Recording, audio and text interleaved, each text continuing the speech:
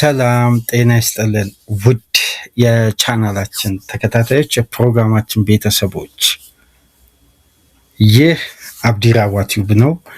ፕሮግራማችንን ላይክ በማድረግ እንዲጀምሩ። ላይክ ስታደርጉ የዚህ ፕሮግራም ተደራሽነት፣ ተደማጭነት በእጅጉ ከፍ ስለሚያደርግ ላይካችሁ ይጠቅመናል። ላይክ እያደረጋችሁ ተደራሽነታችንን ከፍ እንድታደርጉ፣ ዛሬ ለከፈታችሁ ቻናላችንን ዛሬ ማድመጥ ለጀመራችሁ ሰብስክራይብ በማድረግ የደወል ምልክቷንም በመጫን ፕሮግራም በምንለቅበት ሰዓት በቻናላችን የሚተላለፉ ፕሮግራሞች ወደ እናንተ ተደራሽ በሚሆንበት ሰዓት በቀጥታ መልእክት ወይም ኖቲፊኬሽን የሚደርሳችሁ ይሆናል። ሰብስክራይብድ ላላደረጋችሁ ሰብስክራይብድ እያደረጋችሁ እንድታደምጡን የደወል ምልክቷን መጫናችሁን እንዳትረሱ። ይህንን ፕሮግራም ከሀገር ውጭ የምታደምጡ የቻናላችን ተከታታዮች በሱፐር ስቲከር፣ በሱፐር ቻት፣ በሱፐር ታንክስ በእነዚህ አማራጮች ቻናላችንን እንድደግፉ በአክብሮት እየጋበዝን ትናንትና በነበረን 3 ፕሮግራሞች እንግዲህ በ3ቱም ፕሮግራሞች ላይ ቃል በገባነው መሰረት እስካሁን ድረስ በመረጃ ደረጃ ያሉትን ተጨባጭ እውነታዎች ቀደም ብለንም በድፍረትም ያገኘናቸውን የታመኑ ዘገባዎችን ከሁሉም ሚዲያ አስቀድመን ወደ እናንተ በአዲስ የሊቨርፑል አሰልጣኝ ሹመት ዙሪያ የተሰሙትን ተጨባጭ መረጃዎችን ከአንድ ወር በፊት አንስቶ ወደ እናንተ ስናደርስ ቆይተን እንግዲህ በተጠበቀው ደረጃ አሰልጣኝ አርነ ስሎት ተሰናብተው አሰልጣኝ አንዶኒ ራዮላ የሊቨርፑል ሄድ ኮች ሆነው በ2 ዓመት ኮንትራት ተሹመዋል። ይሄ አሰልጣኝ መጥቷል። እንግዲህ ራዮላን አንቱታ እየሰጠን አናነሳም። ምክንያቱም ሲጫወት ያየነው ምርጥ ፉልባክ እና ሴንተር ባክ ቨርሳታይል ተጫዋች ነበር።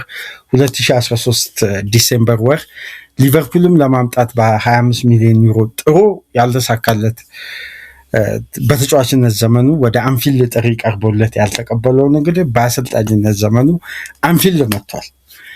እስካሁን ድረስ በራዮላ ዙሪያ ስንሰራላቸው የነበረው ጉዳይ ከበስተጀርባ ያሉ ተጨባጭ እውነታዎችን በመረጃ ደረጃ ለአድማጮቻችን ይመጥናሉ ብለን ያሰብናቸውን በቀጥታ መረጃዎችን ነበር ስናደርስ የነበረው። አሁን አሰልጣኙ ተሹሟል። ቀጣይ የቤት ስራው ግን ከፊት ለፊቱ የሚጠበቁ በርካታ ጉዳዮች አሉ። እነዛ 5 አስፈላጊ ነጥቦችን ባለፉት ፕሮግራሞች የራዮላ ምስል ያለበትን ፕሮግራሞች ሁሉ ወደኋላ መለስ ብላችሁ ማድመጥ ትችላላችሁ። ከራዮላ ደጋፊ ምን ይጠብቃል፣ ኤክስፔክቴሽኑን፣ ግምቶችን፣ ተጨባጭ እውነታዎችን አያይዘን ወደ እናንተ አድርሰናል። ዛሬ ግን የምናነሳው በአርነ ስሎት ሹመት ከ2 ዓመት በፊት አንድ ጉዳይ አንስተንላችሁ ነበር። ከአባ ጋር በተቃራኒ ቆመን ስሎት ይመጥናሉ በሚል አቋም በኔ ዙሪያ እየተደመጠ፣ አባ ደግሞ በኔዘርላንዳውያን አስተሳሰብ የዘመናዊ እግር ኳስ እኩል ሊጓዝ አይችልም፣ ስሎት በሊቨርፑል ቤት ተገቢው የኤርገን ክሎፕ ተተኪ አይደሉም በሚል በ3 ክፍል ሰፊ ፕሮግራም በጋራ ክርክር አድርገን የስሎት ቅጥር ተፈጽሞ የአሰልጣኙ ማምጣት በሊቨርፑል ቤት የመጀመሪያ ሲዝን ውጤታማ፣ ሁለተኛው ሲዝን ደግሞ ከውጤታማነት በአንዴ ወደ ውድቀት የተሻገሩበት ዘመን ነበር። ስለዚህ እነዚህ 2 የውድድር ዓመታት 2 መልክ ነበረውና በራዮላ ቅጥር ላይ ያለን አመለካከት አንድ አይነት ቢሆንም ግን የሀሳቦች ልዩነት አሉ። ለቦታው ትክክለኛ አሰልጣኝ መጥቷል። ይሄ ክፍል 1 ነው፣ በእኔ ብቻ ወደ እናንተ የሚቀርብ። አባይ ራሱን ሀሳብ ይዞላችሁ ይመጣል። እንደ ስሎት አይነት የተለያየ ሀሳብ ላይ ሳይሆን በአንድ አይነት ሀሳብ ግን የተለያየ እይታ፣ እሱ በራዮላ ቅጥር የተማመነበትን ምክንያቶች እኔ ከማነሳው ምክንያት ፍጹም የተለያየ ነው። እሱ ሌላ ሀሳብ ይዞላችሁ በሌላ ፕሮግራም ይመጣል። ይሄ ክፍል 1 ነው። ታክቲካዊ ንድፈ ሀሳብ፣ የአጨዋወት ዘይቤ ለምንድን ነው የሊቨርፑል ደጋፊዎች ከስሎት ቅጥር የራዮላ ቅጥር የበለጠ ያሳመናቸውና ከወዲሁ ተስፋን፣ ተቀባይነትን አሰልጣኙ በዚህ ደረጃ እንዴት ሊያገኙ ይቻሉ? ይህን ተጠራጥራችሁ አታውቁም? ማለት በእነዚህ 15 ቀናት ውስጥ ይህን ጉዳይ ጠይቃችሁ አታውቁም? እንደውም በኮሜንት መስጫ ላይ ዩቲዩብም አናላይዝ ባደረገው በአርቲፊሻል ኢንተለጀንስ አማካኝነት ባስቀመጠልን ግራፍ ከሆነ የበለጠ በራዮላ ቅጥር የሊቨርፑል ደጋፊዎች ከፍተኛ እምነት እንዳላቸው ኮሜንት አናላይዙን በዩቲዩብ ስታቲክስ ላይ ስንመለከት በአስገራሚ ሁኔታ ከስሎት የራዮላ ተቀባይነት በሊቨርፑል ቤት ከፍተኛ እንደሆነ ያንተም ቻናል ኦዲየንሶች ጠቅሰዋል ነው የሚለው። በመላው ዓለም ያለውን ደግሞ ከዚህ መነሻ አድርገን ከቨር ስናደርግ የበለጠ ተቀባይነቱ በየትኛው መንገድ ይሁን 80-90 በመቶ ሪሰርች ባልሰራም ግን ከፍተኛ ድምፅ በሊቨርፑል ደጋፊዎች ዘንድ ራዮላ ተቀባይነት አግኝቷል። ከምን መመዘኛ?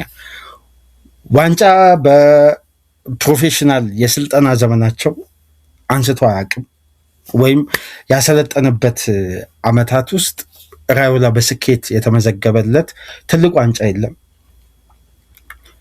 በግዙፍ ውድድር ለፍጻሜ ደርሶ አያውቅም። ብዙ እንደነዛ አይነት ትላልቅ ቻሌንጆችን የተጋፈጠ ኤክስፒሪየንሱ በጣም ውድ የሆነ አሰልጣኝ ሆኖ አይደለም። ግን ሀሳቡ ደግሞ ከኤክስፒሪየንስ የበለጠ ለሊቨርፑል ኃይልና ጉልበት እንደሆነ ይታመናል።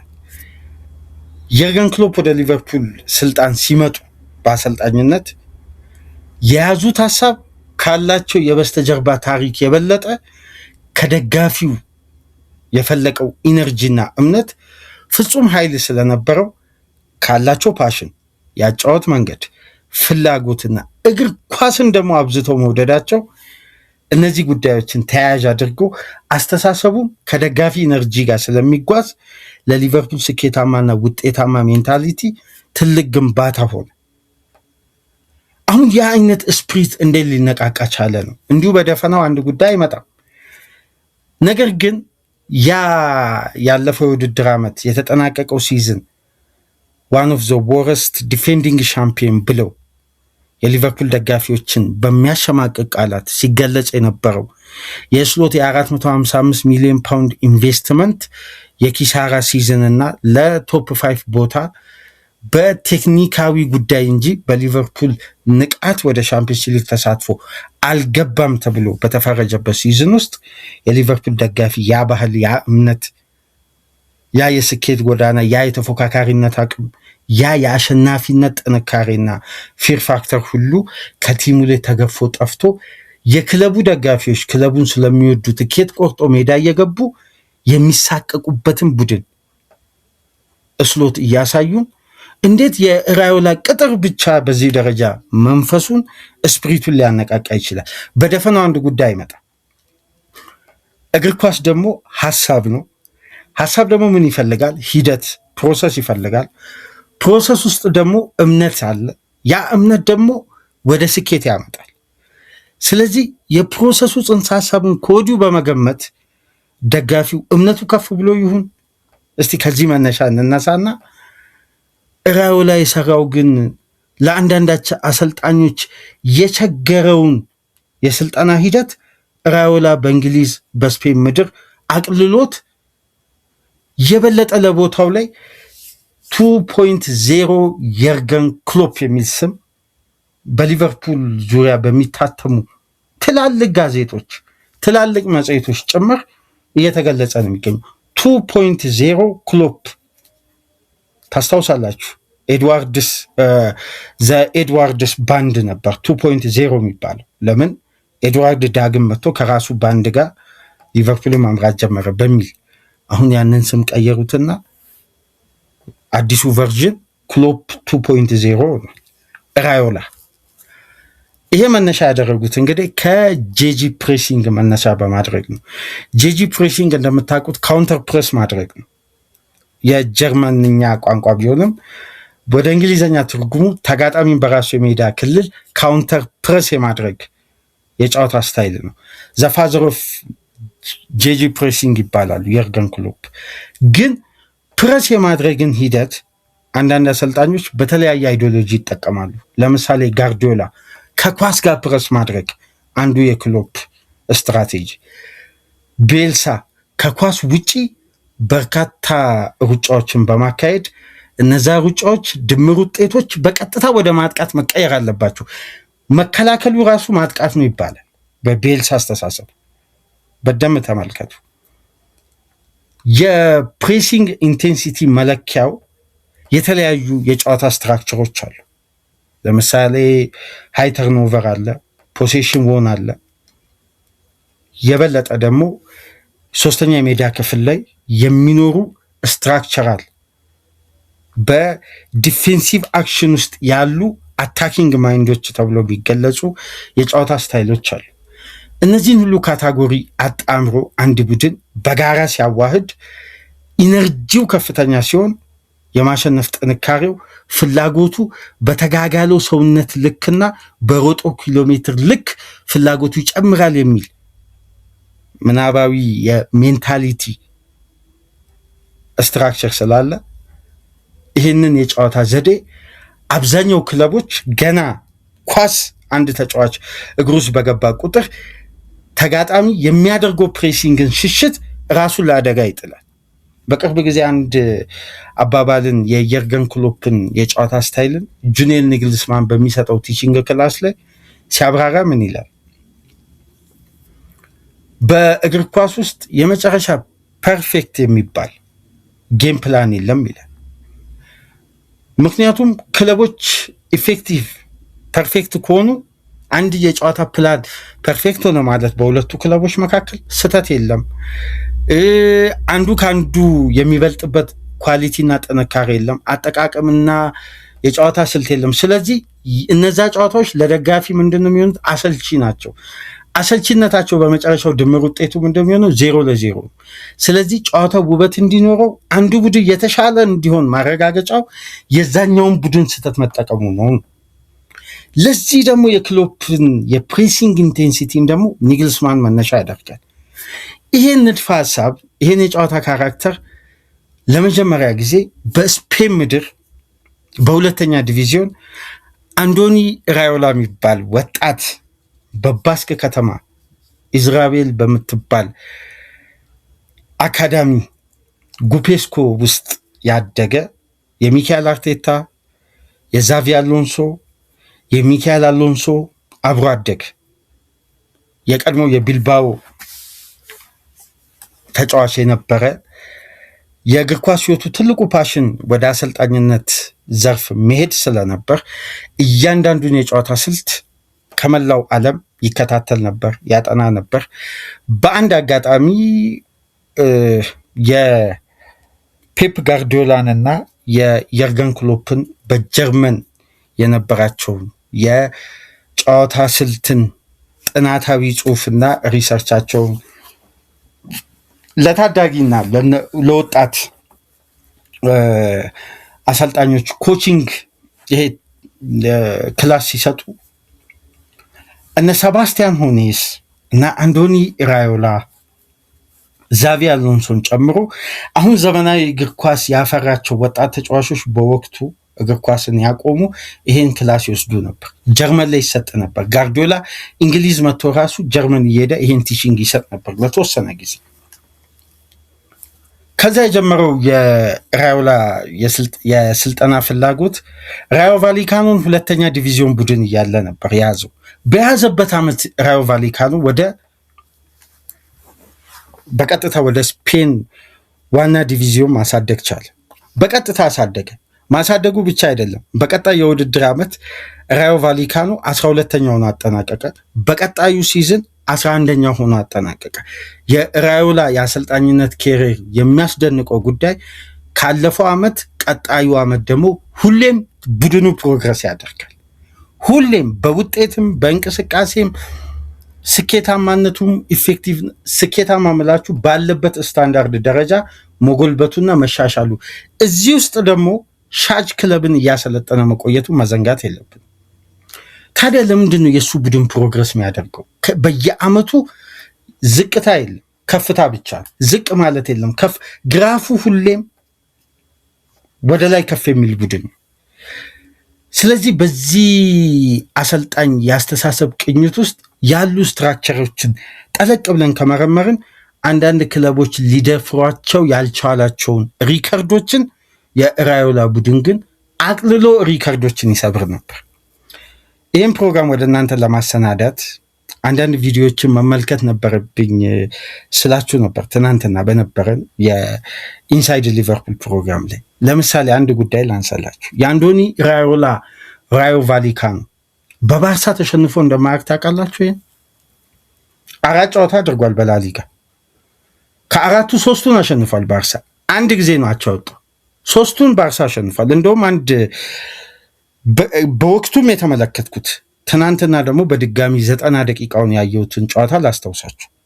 ራዮ ቫሊካኖ የመጨረሻ የአንዶኒ ራዮላ የመጨረሻ ሲዝን ላይ ከባርሳ ጋር ያደረጉትን የቫሊካኖ ስቴዲየም ላይ የተደረገውን ጨዋታ ባርሳን 2-1 ያሸነፉበት አልቫሮ ጋርሲያ እና የአሁኑ የማድሪድ ግራ ፉልባክ ፈርናን ጋርሲያ አስቆጥረው 2-1 ያሸነፉበት 2-0 አብዛኛውን ደቂቃ ሲመሩ ቆይቶ መጨረሻ ላይ ሮቤርቶ ሊቫንዶስኪ ያስቆጠራት ግብ ያን ጨዋታ ባርሳ 60% የኳስ ቁጥጥር ብልጫ ነበረው፣ ቫሊካኖ 40%።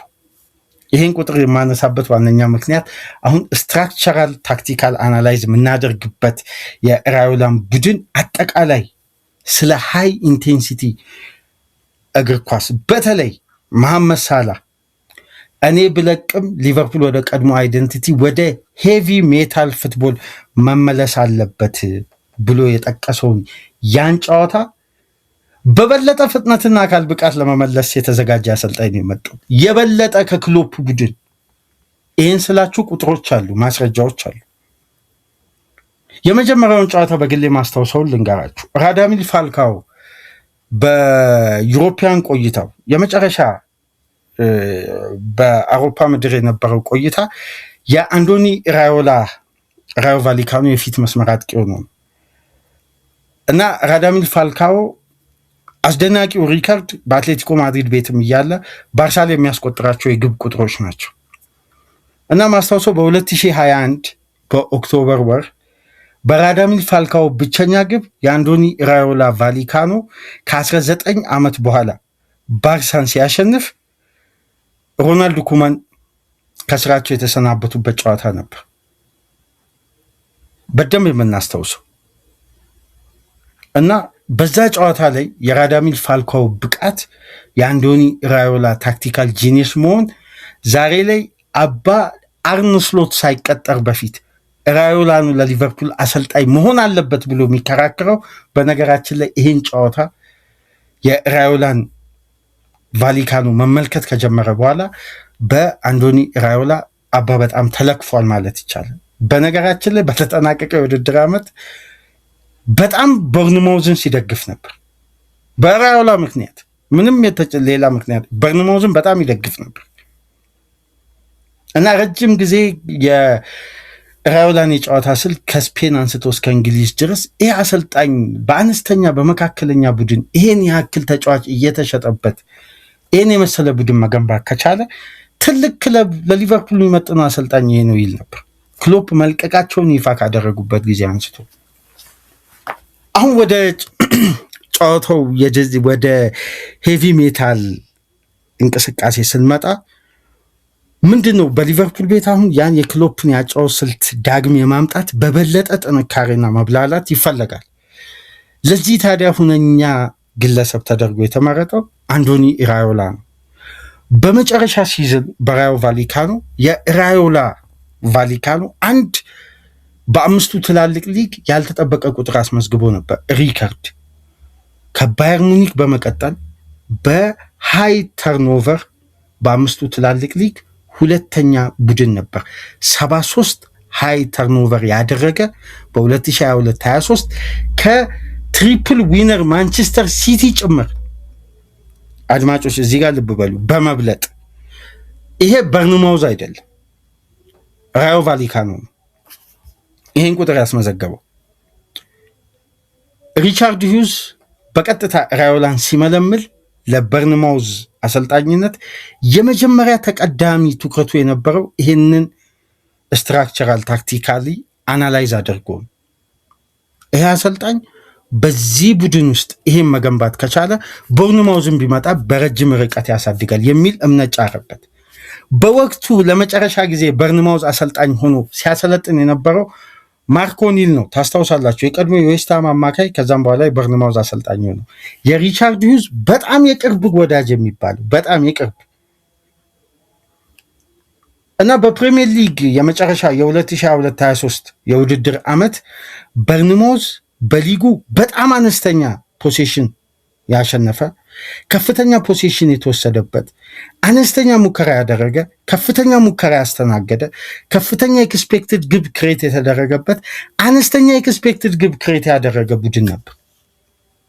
ማርክ ኦኒልን አሰናበተና አንዶኒ ራዮላን ሪቻርዱ ሲያመጣ በመጀመሪያ 8 ጨዋታው አንድ አሸነፈ፣ አንድ ተሸነፈ፣ 6 ጨዋታ ተሸነፈ። ሲቲ 6-0 አሸነፈው ኢታር ላይ ታስታውሳላችሁ። ዶኩ 4 አሲስት ያደረገበት ጨዋታ በአንድ ጨዋታ ማለት ነው። ራዮላ በነዛ 8 ጨዋታዎች ግን የእንግሊዝን እግር ኳስ ሙሉ በሙሉ አዳፕት እያደረገ ነበር። የበለጠ በስፔን ስትራክቸር መጥቶ የእንግሊዝን እግር ኳስ ኤክስፒሪየንስ ያደርግ። በነዛ 8 ጨዋታዎች የራዮላ ቡድን 58.6% የኳስ ቁጥጥር ብልጫ ነበረው፣ ግን ዊኒንግ ሬቱ 7.7 ሆነ። ተመልከቱ።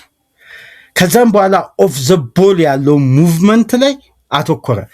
ያኔ የራዮ ቫሊካኖን ኢንቴንሲቲ እንግሊዝ ውስጥ መተግበር እንዳለበት ተረዳ። ስለዚህ ያለ ኳስ በሚደረግ ሩጫ ላይ የተመሰረተው ከፍተኛ አግሬሲቭ ኢንቴንሲቲ ሄቪ ሜታል ፉትቦል ነው የራዮላም አይደንቲቲ። ታስታውሳላችሁ የአርንስሎት ቅጥር የነበረው የሊቨርፑልን አይደንቲቲ መቀየር በዚሁ ሪትም ውስጥ ሆኖ ግን ኬዮስና ኮንትሮልን ማደባለቅ ነው። ፕረስ ያደርጋል፣ ግን ቡድኑ ኳስን መቆጣጠር እንዲላመድም አብሮ በጋራ ለማቻቻል ነው። ግን የበለጠ ሊቨርፑል የተጠናቀቀው የውድድር ዓመት በጣም አሰልቺ፣ ለማየት የማያጓጓ፣ ስሜት የሌለው ኢነርጂ የሌለው ቡድን ነው። ስለዚህ የራዮላ ቡድን ኮንትሮል ማድረግ ቢፈልግ ጨዋታን ኮንትሮል ያደርጋል። ግን ኮንትሮል የሚያደርገው የጨዋታውን ሂደት ልክ እንደ ክሎፕ ቡድን ኳስን ለተጋጣሚ በመተው ነው።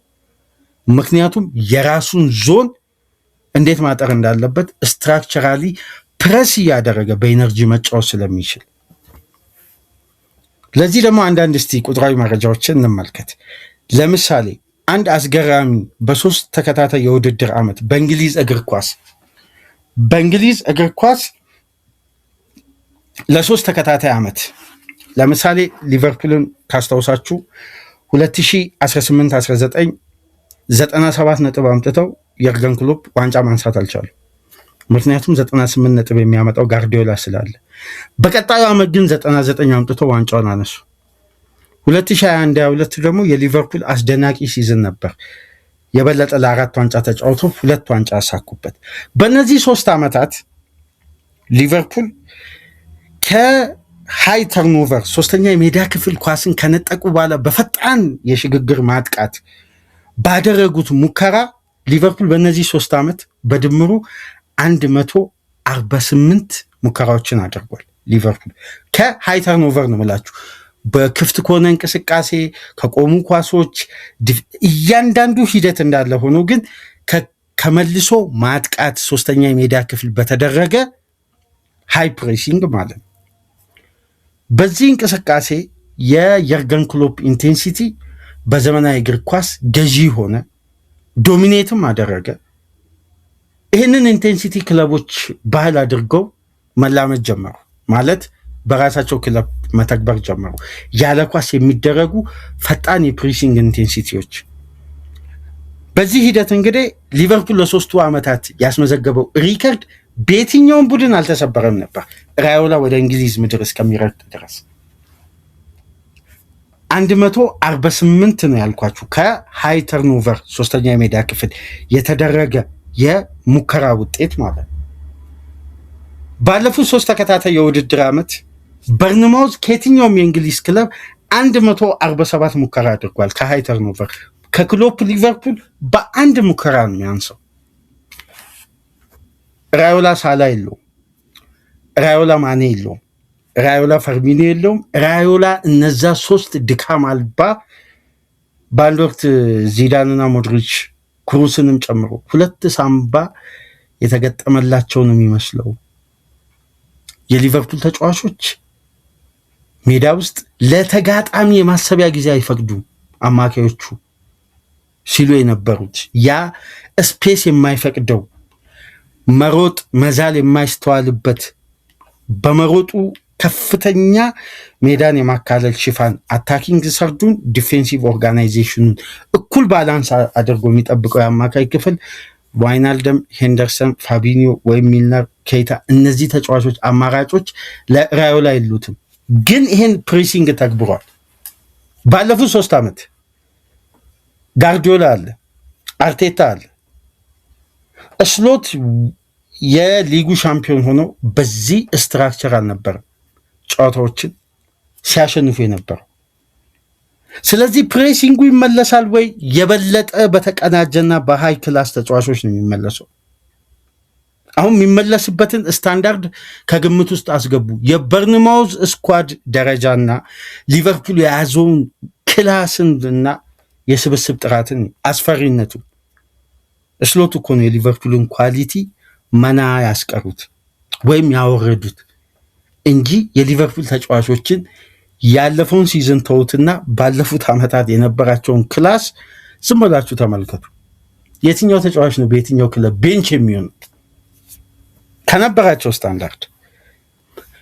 ታዲያ በእነዚህ እንቅስቃሴው ውስጥ በእንግሊዝ እግር ኳስ አንድ የተለመደ ያጫወት ሲስተም አለ። አንድ ቡድን ከሃይ ተርኖቨር ፋይናል ሰርድ ላይ 147 ሙከራ የሚያደርግ ከሆነ ከኳስ ውጭ ያለው እንቅስቃሴ በጣም ኦርጋናይዝ መሆን አለበት።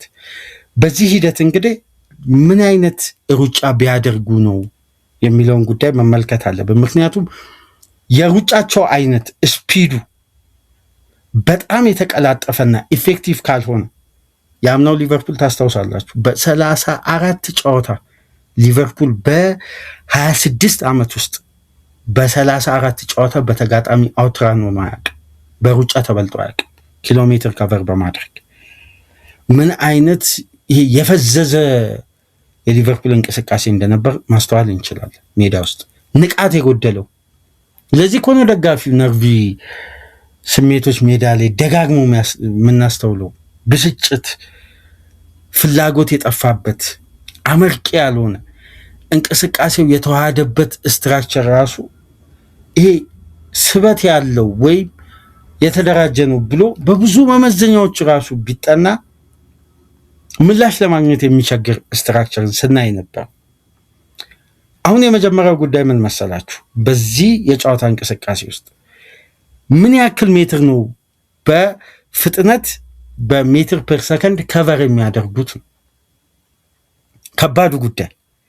የክሎፕ ሊቨርፑል በደም እቺን ቁጥር ያዙ። ምክንያቱም የበርንማውዝ ተጫዋቾች የሩጫ አይነት በአንዳንድ መመዘኛዎች ስፒዳቸው የሊቨርፑል ተጫዋቾች በክሎፕ ዘመን ከነበራቸውም ስፒድ የበለጡባቸው አጋጣሚዎች ነበሩ። ይሄ ማለት ሊቨርፑል ከቨር የሚያደርገው ኤሪያ ሰፊ ሳይሆን አጫጭር ኤሪያዎችን በፍጥነት ፕረስ ስለሚያደርግ፣ በርንማውዝ ግን አንዳንዴ ሰፊ ኤሪያን ፈቅዶ በተለይ ከኳስ ጋር መቆየት ለሚችሉ ተጫዋቾች ስፔሶችን ለማግኘት ሲባል ተጋጣሚ ወደ እነሱ ሜዳ እንዲመጣ ሎው ብሎኩ ሚድ ብሎኩን ጥብቅ አድርጎ ለተጋጣሚ ቢልዳፕ ሰፊ እስከ 36 ሜትር የመፍቀድ አጋጣሚ አለው። ይህን ልብ ብላችሁ ከተመለከታችሁ ሲቲን ነጥብ አስጥሎ አርሴናል ሻምፒዮን የሆነበትን ጨዋታ በደንብ ካስተዋላችሁ ሲቲ ከራሱ የመጫወቻ ክልል እስከ 36 ሜትር በዘንድሮ የውድድር ዓመት ወጥቶ ማያውቀው ቡድን ወጥቶ ተጫውቷል። አሁን ጋርዲዮላ ስህተት ፈጥሯል የተባለበት አንደኛ ምክንያት በዚህ እንቅስቃሴ ውስጥ የራዮላ ቡድን ሙቭመንት 1.95 ሜትር ፐር ሰከንድ ነው የሚፈጥኑት። በነገራችን ላይ በአማካይ የኤርገን ክሎፕ ሊቨርፑልስ 1.94 0.01 ነው የራዮላን ቡድን የክሎፕ ቡድን የሚበልጠው 2018 19 21 22 ያለው ሲዝን ላይ ማለት ነው። በዚህ ውስጥ ታዲያ በአማካይ አነስተኛ ፓስ ሲኩዌንሶችን በመፍቀድ በጣም አነስተኛ ፓስ ሲኩዌንሶችን በመፍቀድ በሊጉ አንደኛ ቡድን የራዮላ ቡድን 2.98 ነው የሚፈቅደው 2.98። ይሄ ማለት ከሶስት ፓስ በኋላ አንድ ተጋጣሚ የመነጠቅ ቻንስ አለው ማለት ነው በራዮላ ቡድን ስፒድ እና የፕሬሲንግ ሂደት ማለት ነው። እንደነዚህ አይነት ጉዳዮችን በጭራሽ በስሎት ሊቨርፑል ውስጥ አላየንም አይደለም አልተመለከትንም። እቅድ ውስጥም ስትራክቸራልም የለም። ለዚህ እኮ ነው መሐመድ ሳላ የሊቨርፑል አጫወት ወደ ሄቪ ሜታል ፉትቦል መመለስ አለበት እኔ ብለቅም ሲል የነበረው። ይሄ ነው የሊቨርፑል ትልቁ ፊር ፋክተር፣ ለተጋጣሚ የማሰቢያ ጊዜ አለመፍቀድ። እንደ ቡድን የሊቨርፑል ተጫዋቾች የሚያሳዩት ኢፌክቲቭ ሙቭመንት ድምር ውጤት ነው የቡድኑ ስኬት። ታዲያ በዚህ ውስጥ ትልቁ ጉዳይ የሚነሳው ሄቪ ሜታል ፉትቦል ላይ አንድ በቅርቡ የመጣ ማትሪክስ አለ። አድማጮች በደንብ ታውቃላችሁ። አንድ የሚሰራ ሂሳባዊ ስሌትም ያለው የጨዋታ እንቅስቃሴ ማትሪክስ አለ። ፒፒዲኤ የሚባል ፓስ ፔር ዲፌንሲቭ አክሽን፣ ለተጋጣሚ የሚፈቅዱት የዲፌንሲቭ የፓስ አክሽን በዲፌንሲቭ ውስጥ ያለ እንቅስቃሴ። ይሄ ማለት ምን መሰላችሁ? ተጋጣሚ ለሚያደርገው ፓስ ይሄኛው ቡድን የሚያደርገው የፕሬሲንግ እና እነዛ ስፔሶችን የሚደፍንበት የጨዋታ ስትራክቸር ነው። ይሄ ፒፒዲኤ የሚባለው ካልኩሌት ሲደረግ ምን መሰላችሁ? ቶታል ኦፖነንት ፓስ አሎውድ፣ ተጋጣሚ በአጠቃላይ የሚጠቀመው የፓስ አይነት ወይም ለተጋጣሚ የተፈቀደው የፓስ አይነት ሲካፈል ቶታል ዲፌንሲቭ አክሽን ባይ ፕሬሲንግ ዘቲ፣ ያ ፓስ የሚያደርገውን ቡድን ፕሬስ የሚደረግበት የጨዋታ ስትራክቸር። ስለዚህ በዚህ ስትራክቸር ውስጥ ምን አለ? ሎው እና ሃይ ፒፒዲኤ ይባላል፣ ከፍተኛና ዝቅተኛ። ሎ የሚባለው ከ6 እስከ 10 ነው። በጣም በሚያስገርማቸው ሁኔታ ባለፉት 10 ዓመት ውስጥ ሊቨርፑል የመጨረሻ የፓስ ፔር ዲፌንሲቭ አክሽን ላይ ደካማ እንደሆነ የምትመለከቱት ከየትኛውም የውድድር ዓመት ባለፉት 10 ዓመት ውስጥ ሊቨርፑል ከወገብ በታች ነው ያጠናቀቀው በፓስ ፔር ዲፌንሲቭ አክሽን፣ ለተጋጣሚ ፓስ የማድረጊያ ጊዜ በመፍቀድ። ለዛ የሊቨርፑል ግራፍ የነበረው ምንድነው? ዝቅተኛ ነው። ዝቅተኛ የሚባለው እንዴት መሰላችሁ? ከ6 እስከ 10 በመፍቀድ ነው። ሃይ የሚባለው ምን መሰላችሁ? ከ15 በላይ። ይሄ ማለት ሞር ፓሲቭ መሆን፣ በጣም ዲፌንሲቭ አፕሮች፣ አግሬሲቭ መሆን። እነዚህ ምንን ይቀላቅላሉ መሰላችሁ?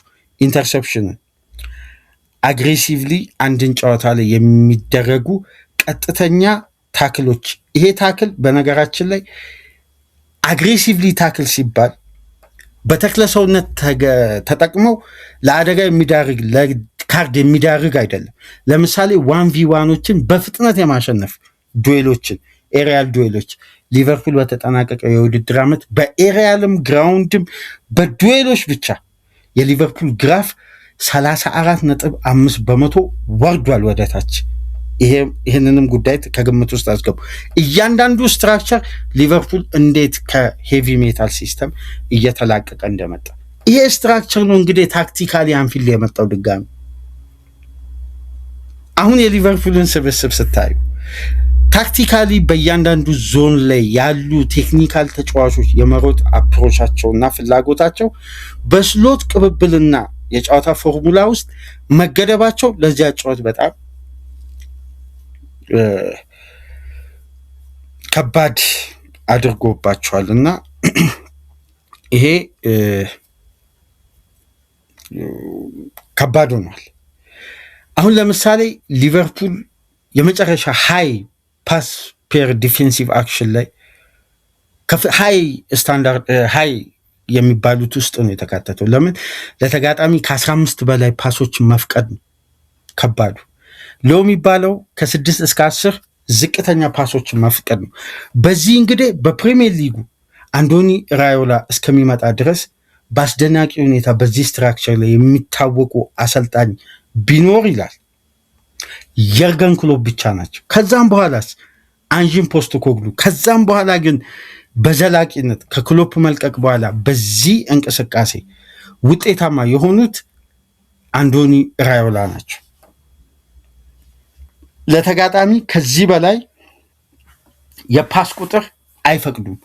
ታዲያ ባለፉት 3 ዓመታት በፓስ ፔር ዲፌንሲቭ አክሽን የራዮላ ዳታ ያለው 9.98 ላይ ነው።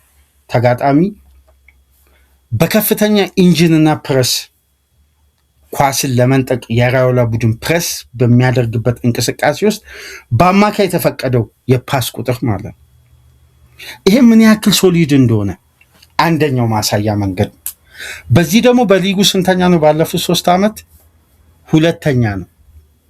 ሁለተኛ በሹት ከሃይ ተርኖቨር አንደኛ ባለፉት 3 ዓመት፣ በአቨሬጅ ዳይሬክት ስፒድ አንደኛ ባለፉት 3 ዓመት፣ ፓሶችን በመፍቀድ በኩል በሊጉ ባለፉት 3 ዓመት ሁለተኛ ነው በርንማውስ።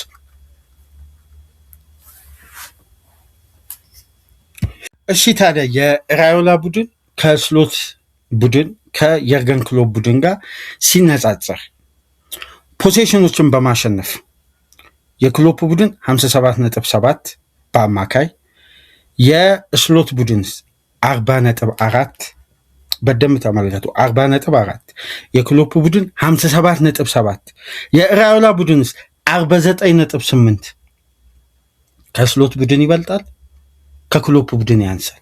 ምክንያቱም የክሎፕ ቡድን ጥራቱና ዳይናሚክሱ ያስፈራል።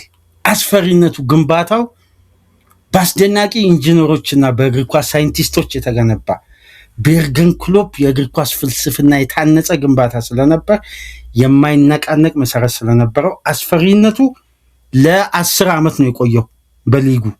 ልብ በሉ 10 ዓመት ሊቨርፑል 6 መሰረታዊ ተጫዋቾችን አልለቀቀም። ሮቦ ዘንድሮ ነው የለቀቀው፣ ሳላ ዘንድሮ ነው የለቀቀው፣ አምና አርኖልድ መልቀቅ የቻለው፣ ቫንዳይክ አለ፣ አሊሰን አለ። እነዚህ ተጫዋቾች 5ቱ ተጫዋቾች ኤክስፒሪየንሳቸው የነበራቸው ለዚህ ቡድን የሰጡትን አገልግሎት ያመጡትን ስኬት አስፍተን ስናስብ ክሎፕ የገነቡትን የቡድን ስትራክቸር ጥንስሱንና መሰረታዊ ሀሳቡን እነዚህ ተጫዋቾች ውስጥ ነበር የሚስተዋለው። በሁለተኛ ደረጃ ሶስተኛ የሜዳ ክፍል በአማካይ ኳሶችን የማሸነፍ ጥንካሬ አሁን ትልቁ የኢንቴንሲቲ አቅምና ለምን ራዮላ በሊቨርፑል ቤት የክሎፕን አይነት አጫወት መድገም እንደሚችሉ በላቀ ስታንዳርድ ልክ በክሎፕ ደረጃ ሊቨርፑልን ዳግም ወደዛ አጫወት አስተሳሰብና ከፍታ መመለስ እንደሚችሉ ከሚያረጋግጡልን ነጥቦች መካከል ይሄ ደግሞ ሁለተኛው።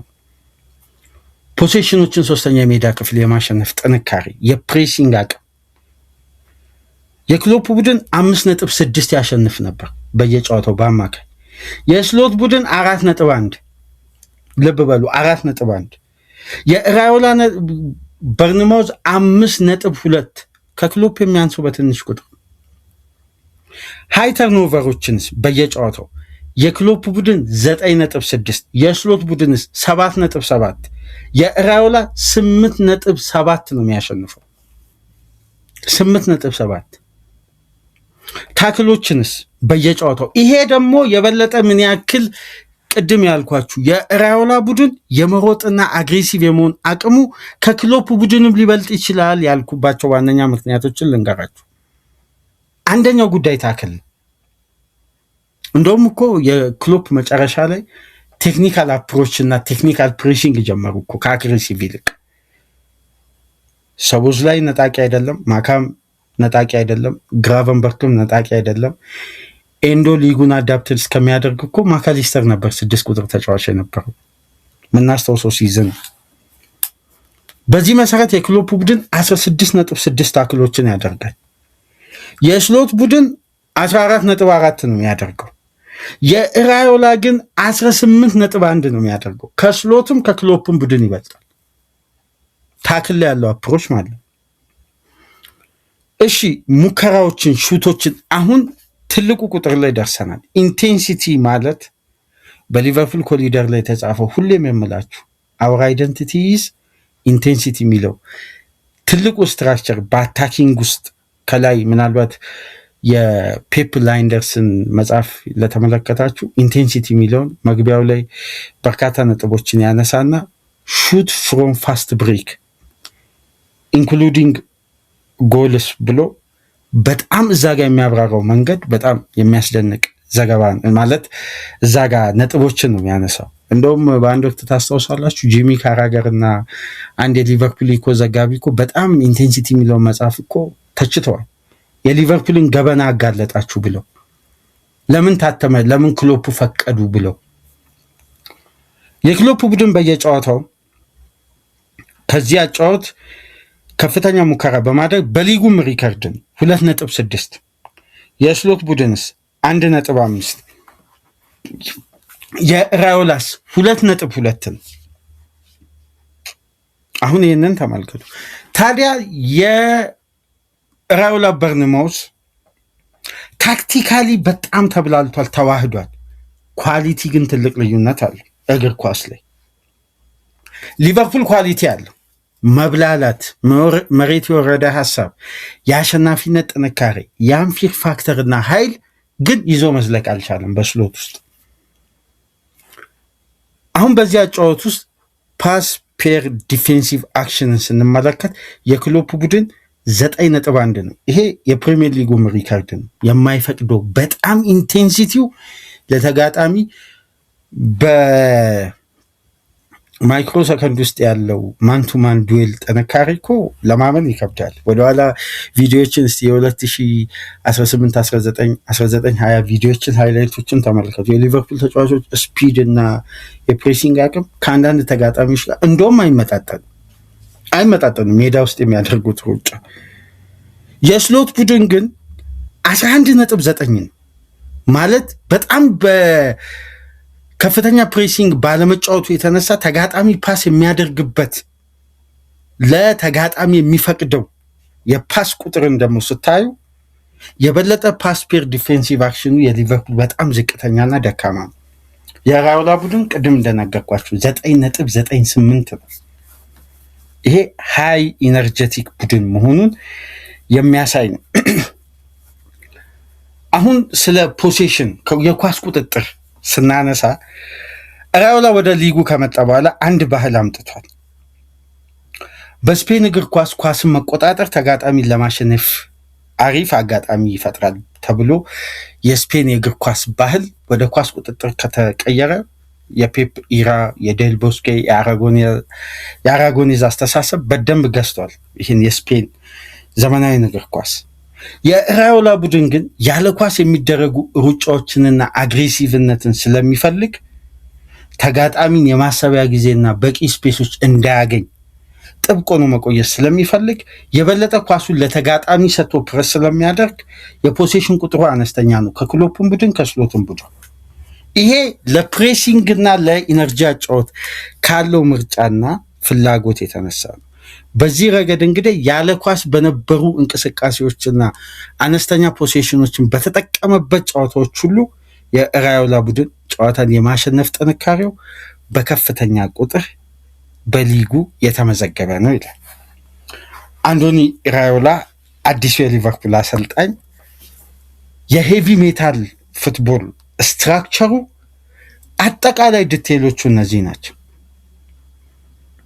ባለፈው በነበረው የስራ ቅጥር አንድ ተንቀሳቃሽ ምስል ከዛው ከመርሲሳይድ በተላከልን ስንመለከት አንድ ጉዳይ ተመልክቼ በጣም ገርሞኝ ነበርና ሙሉ ቪዲዮ ቢገኝ እንግዲህ ፕራይቬታይዝ የተደረጉ ቪዲዮዎች ስለሆኑ በትላልቅ ሜንስትሪሞችም አይለቀቁም።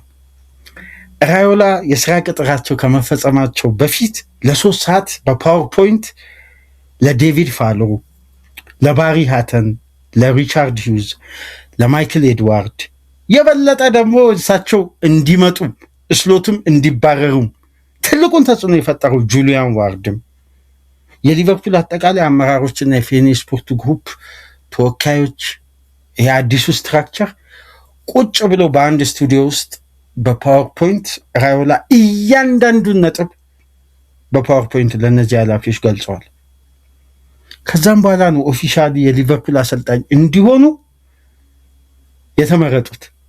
በነገራችን ላይ እነዚህን ጉዳይ ሳይገመግሙ ለካስ አልተቀጠሩም። ባሳዩት የበርንማውዝ እንቅስቃሴ ብቻ አንፊልድ አልመጡ። ፕሮፖዛላቸውን በፓወርፖይንት ለእነዚህ ኃላፊዎች ከ3 ሰዓት የበለጠ ቆይተው በደንብ አብራርተው እያንዳንዱን ስትራክቸር በዚህ ማብራሪያ ላይ ከተነሱ ነጥቦች እና አሁን መረጃዎችን እንደሚያሳዩት ከሆነ የሊቨርፑል ሀርት ቢት 3ኛ የሜዳ ክፍል ጀርመናዊው ፍሎሪያን ቪትዝ እንደሚሆን የሰሩት ይሄ በፓወርፖይንት ያቀረቡት ፕሮፖዛላቸው ፕሮጀክታቸው መሰረት አድርጎ በአብዛኛው ራዮላ ሲደጋግሙት የነበረው የሊቨርፑልን ስትራክቸራል ክፍተትና ሊያሻሽሉት የበለጠ ሊያጎለብቱትና በድጋሚ ወደ ሊቨርፑል አይደንቲቲ ለመመለስ ትኩረት የሚያደርጉትና የበለጠ ቡድኑን በአታኪንግ ሰርድ የሚገነቡት ዊድዝ ላይ እንደሆነ ደጋግመው ያነሱ ነበር። በዛ ፕሮጀክት ላይ የሊቨርፑል አመራሮች የበለጠ ለአሰልጣኙ ቁጥር ያኔ ነው ተነሳሽነታቸው ከፍ ያለው። ምክንያቱም ምን መሰላችሁ? ሊቨርፑል ትልቅ ዋጋ ከፍለዋል። ማድሪድን፣ ባየርንን፣ ሲቲን በዊድዝ ዝውውር ሲያሸንፉ ክላስ ነው ያመጡት። ክላስን የመጠቀም ሂደት ደግሞ የአሰልጣኝ ክላስን ይፈልጋል። ስሎት ይህን ክላስ ለመጠቀም ያላቸው ፖቴንሻልና አቅም በተጫዋቾች ብቃት ደረጃ ብቁ ሊሆን አልቻለም። ይህም ማመን አለብን። ሊቨርፑልን ሻምፒዮን ስላላደረጉ አይደለም። ባላቸው ብቃትና ስታንዳርድ ልክ ደግሞ የሚታዩ እውነታዎች፣ ተጨባጭ ጉዳዮች አሉ። በዚህ ምክንያት እንግዲህ ራዮላ የተመረጡበት ምክንያቶች ሁሉ ሪዝነብል ናቸው። እንዲሁ ዝም ብሎ በደፈና የመጡ አሰልጣኞች አይደለም። ይሄ ወጣት ኃይል፣ ይሄ ወጣት ጉልበት ገና የ43 ዓመት አሰልጣኝ ነው። ልብ በሉ። በፕሮሰስ የሚያምንና ፕሮሰሱን ተግባራዊ ያደረገው እንደ ስሎት ከአምስቱ ትላልቅ ሊግ ውጪ ወይም ልክ እንደ ፋርመር ሊግ ሁሌ የእግር ኳስ ፍልስፍናቸው በአንድ አይነት እይታ ክራይፍ በሚል ፈቀቅ በማይል በኔዘርላንዳውያን አስተሳሰብ ውስጥ የቆየ አይደለም። በከባዱ ስፔን ውስጥ አንድ ጊዜ በባርሳ ሳይሸነፍ የመጣ አሰልጣኝ ነው። 4 ጊዜ ተጫውቶ 3ቱን ባርሳን ካሸነፈ የዚህ አሰልጣኝ አጫወት ሂደት አሳማኝ ካልሆነ ባርሳን የሚያክል የዓለማችንን ግዙፍ ክለብ በአሳማኝ ሁኔታ 3 ጊዜ ሊያሸንፍ አይችልም፣ አስተሳሰቡ ገዢ ካልሆነ። እንደውም አንድ ማስታወሰው ጨዋታ አለ፣ ማድሪድን 3-2 ያሸነፈበት። ይሄ ሚሊታውና ማን ነው ግብ አስቆጥረው ማድሪድን 3-2 ካምባክ አድርገው ያሸነፉበት ጨዋታ በጣም የሚያስገርም የስታዲዮ ዴ ቫሌንሲያ የሚባለው የራዮ ቫሊካኖ ላይ የተደረገ ጨዋታ ነበር። በጣም የሚያስገርም ጨዋታ። ቀድሞ የራዮላ ቡድን አስቆጠረ መሰለኝ በጨዋታው። ከዛም በኋላ ማድሪድ 2 አስቆጥሮ ሪላክስ አድርጎ ማድሪድ ይጫወት ነበር። የማስታውሰው እንደውም ኦስካር ትሪዮ የሚባል አንድ የፊት መስመር ተጫዋች ነበር። የመጨረሻዋን ግብ ሲያስቆጥር ኮርቶዋ ኳሷን ከመለሰ በኋላ ነው በፍጹም ቅጣት ምት ድጋሚ ያስቆጠር። ኮርቶዋ መመለስ ችሎ ነበር እና የራዮላ አግሬሲቭ ኢንቴንሲቲ ያጫወት ወደ አንፊልድ ሲመጣ በታቀደለት፣ በታለመለት፣ በተፈለገበት ደረጃ እንዲሆን የመጀመሪያ አስተሳሰቡ መሰረት መገምገም ያስፈልግ ነበር። በደንብ አስታውሱ። ከ2 ዓመት በፊት በስሎት ቅጥር ላይ ስናነሳቸው የነበራቸው ጉዳዮች ሁሉ ኦፍ ዘ ቦል ባለ ሙቭመንት አይደለም፣ ከኳስ ጋር ባለ ግንኙነት ነው። በደንብ እናስታውስ። አሁን ሊቨርፑል ምንድን ነው ያጣው? ተጋጣሚ በሎው ብሎክ ጥብቅ ሲሆን ለማስከፈት ይቸገራል። ሊቨርፑል በጣም በሚያስገርም ሁኔታ ቴክኒካሊ የዳበሩ ኳስን እንደ ልብ እያንከባለሉ የሚጫወቱ ተጫዋቾችን ኬፐብል የሆነ ቡድን ተጋጣሚ በሎው ብሎክ ሲጫወት ሊቨርፑል ለማስከፈት ይቸገራል። አሁን እኮ አንዳንዴ በእግር ኳስ ምላሽ የምናጣባቸው ጉዳዮች ውስጥ እኮ አንድ ቡድን ቴክኒካሊ ከተገነባ ተጋጣሚ በየትኛውም ሂደት ለምን በ29 ተጫዋች በሩን አያጥርም? ቴክኒካሊ ተጫዋች፣ ምክንያቱም አንድ ቴክኒካል ተጫዋች ፋይናል ሰርድ አለ ማለት በተጋጣሚ የመጫወቻ ክልል ቢያንስ 2 ተጫዋች የመቀነስ ቴክኒካል አፕሮች አሉ። አንደኛ በስፔስ፣ ሁለተኛ በፓስ፣ ሶስተኛ ዋን ኦን ዋን በማሸነፍ። ሊቨርፑል በዚህ ኳሊቲ የተዋቀረ ቡድን በሎው ብሎክ የመጣ ቡድን ማሸነፍ አይችልም በስሎት ዘመን። ስለዚህ ይሄ ምንድን ነው? የጨዋታ ስታይል ነው። አሁን አንድ ቡድን ከበርንማውዝ ጋር ታክቲካሊ ሎው ብሎክ ሊሆን ቢል በስትራክቸር ደረጃ የራዮላ ቡድን አቋቋም ለተጋጣሚ ሎው ብሎክም አይመችም። ሊቨርፑል እኮ ራሱ ለሎው ብሎክ ያጋለጠው በምን መሰላችሁ አድማጮች? ቀድሞ ኳስ ለመቆጣጠር የሚጥርበት ስትራክቸር አሰልቺ ስለሆነ ተጋጣሚ ኦርጋናይዝድ እና ሶሊድ ሆኖ ለመቆየት በቂ የማሰቢያ ጊዜ ይፈቅዳል። ይሄ ያኔ ነው ኢነርጂውን ስሜቱን ቡድኑ ያጣው። በዛ ወቅት ተጋጣሚ የፈለገውን ደቂቃ ወስዶ የራሱን አስተማማኝ ዲፌንሲቭ ላይን ኦርጋናይዝ ለመሆን የማሰቢያ ጊዜ አለ። ሊቨርፑልስ ቫንዳይክ ለኩናቴ፣ ኩናቴ ለአሊሰን፣ አሊሰን ለኩናቴ፣ ኩናቴ ለቫንዳይክ፣ ከዛ ለራያን ግራቨንበርግ መልሶ ለአሊሰን። አንዴ ጀምስ ፒርስ በአትሌቲክስ ፖድካስቱ ላይ ምን አለ መሰላችሁ? 46 በቂ ያልሆኑ አግባብነት የጎደላቸው ፓሶች በሊቨርፑል ዲፌንሲቭ ላይን ላይ ያሉ ተጫዋቾች ዘንድ ቅብብል ይደረግ ነበር እና ስሎት በዛን አፕሮች ወቅት ምንም አይነት ዳይሬክት እንቅስቃሴዎች እንዲሄዱ አይፈልጉም ነበር። ይሄ ቴምፖውን ስሎ የማድረግ ሂደትን ክለቡ እንዲጠቀም አብዝተው ይፈልጉ ነበር። አሁን እኮ የዚህ የፓስ ቁጥር ከፍ ማለት ውጤታማነቱ እኮ ነው ግራ የሚያጋባው። ባርሳም እኮ ኮንትሮል ያደርጋል በአዝናኝ መልኩ፣ ሲቲም ኮንትሮል ያደርጋል በሚያዝናና መልኩ። የእግር ኳሱን ቤተሰብ እኮ አሰልች። የሊቨርፑል ኮንትሮል እኮ አሰልቺ ነው። አሰልቺነቱ ብቻ አይደለም፣ ኦርጋናይዝድ ሆኖ የመቆየት አቅሙ በሊቨርፑል ቤት ጭራሽ ጠፍቶ ነበር። አንድ የቆመ ኳስ ሲገኝ ሊቨርፑል ላይ እስቲ የሊቨርፑል ደጋፊዎች በግልጽ በኮሜንት መስጫ ላይ ያስቀምጡ። ሁሉም ደጋፊ ይሰጋል። ምክንያቱም ዲፌንሲቭሊ ስትራክቸሩ ግራ የሚያጋባ ኦርጋናይዜሽን ነው ያለው። ኬርኬዝ በመጀመሪያው ዙር ለወቀሳ ሲቀርብ ምንድን ነው ዲፌንሲቭ ኦርጋናይዝ በሆነበት አቋቋም ላይ ታይሚንግ አይጠብቅም። ወይ ኦፍሳይድ ትራክ አይሰራም፣ ወይ ወደ ውስጥ ይገባል፣ ወይ ከነሱ ቀድሞ ይወጣል፣ ሼፑን ያጣል። እንደዚህ አይነት ዲፌንሲቭ ኦርጋናይዜሽኖች በጠፉ ቁጥር አንድ ቡድን የመጋለጥ አቅሙ ይጨምራል ይባላል። ስንት ያልተለመዱ ሊቨርፑል በታሪክ የማያውቃቸው ሪከርዶች ተመዘገቡ። ለማንኛውም ራዮ ላይ መጣው የሊቨርፑልን የተዳፈነውን ስሎት ያጠፉትን ለአንድ ዓመት በሊቨርፑል ጠልቃ የነበረችውን ፀሐይ ዳግም ለማብራት። አሁን በሊቨርፑል ቤት በነገራችን ላይ በእግር ኳስ ምን እንደሚፈጠር አይታወቅም የሚለው ቃል ብዙም ባያሳምነኝም ግን በእርግጠኝነት ራዮላ የሊቨርፑልን ፊር ፋክተር 100% ይመልሳሉ። እኔ ስለ ስኬቱ ስለ ድሉ አይደለም፣ ስለ አስፈሪው ያጫወትና ስለ ክለቡ ግርማ ሞገስ፣ ክለቡ የሚያስፈልገውን ጥንካሬ የማስጨበጥ አቅም 100% ራዮላ አላቸው። ይመልሳል ይሄ አሰልጣኝ ያለምንም ጥርጥር ማለት። ይህም በልበ ሙሉነት መናገር ይቻላል።